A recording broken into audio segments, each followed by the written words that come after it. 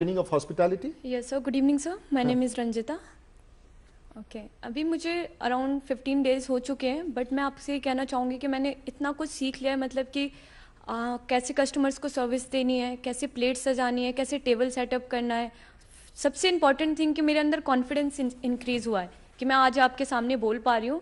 तो ये एक बहुत बड़ी देखिए, अचीवमेंट कमाल है है देश के प्रधानमंत्री जी की इस योजना का है कि छोटी सी लड़की आप कब तक कितनी पढ़ाई पढ़ चुकी हैं?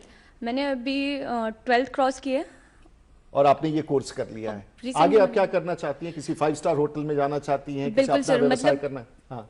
जब मैंने 12th क्रॉस की तो मेरे पास कोई भी ऐसा, मतलब मेरी फैमिली बैकग्राउंड इतना अच्छा नहीं है कि मैं कोई भी प्राइवेट कोर्स कर सकूं. इसलिए मेरे पास कोई ऑप्शन नहीं था सोचने का भी कि मैं कुछ कोर्स करूं. आपके पिताजी क्या करते हैं? मेरे पिताजी कारपेंटर हैं. देखिए, और इतना एक कारपेंटर, एक जिसको हिंदी में हमने बढ़ाई बेटी कितनी सुंदरता से ये कह रही है कि मेरे में ये कॉन्फिडेंस है. वो मुझसे अंग्रेजी में बात कर रही है.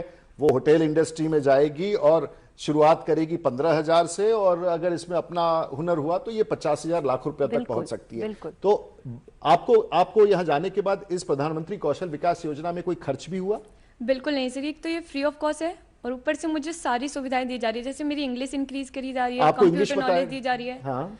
और मुझे ये बताया जा रहा है कि मुझे अपना व्यवसाय अगर आगे चल के करना है तो कैसे करना है. तो देखिए, हम लोग वहां पर, अगर आप खुद नौकरी करना चाहते हैं तो इनकी पर्सनालिटी बढ़ाई जा रही है. ये तो किसी बड़े एयरलाइन में जाकर के, मैं ये अब जितनी स्मार्टनेस आ चुकी है, ये किसी बड़े एयरलाइंस में जाकर के ये एयर होस्टेस का भी काम कर सकती है अगर ये कोशिश करे. मैं देख सकता हूं इसकी पर्सनालिटी को. और वहां 30,000 से इसका वेतन शुरू होगा, और अगर 4 साल के बाद ये 1 लाख रुपए तक कमा सकते. हम लोगों ने इस देश में इस योजना के माध्यम से बच्चों के बीच में क्रांति ला दिया है. लोगों को पता ही नहीं है कि ये कितनी बड़ी योजना और इसमें कितनी गुणवत्ता ला करके, और ये एक जीता जागता, आपका नाम क्या हो? सर रंजिता.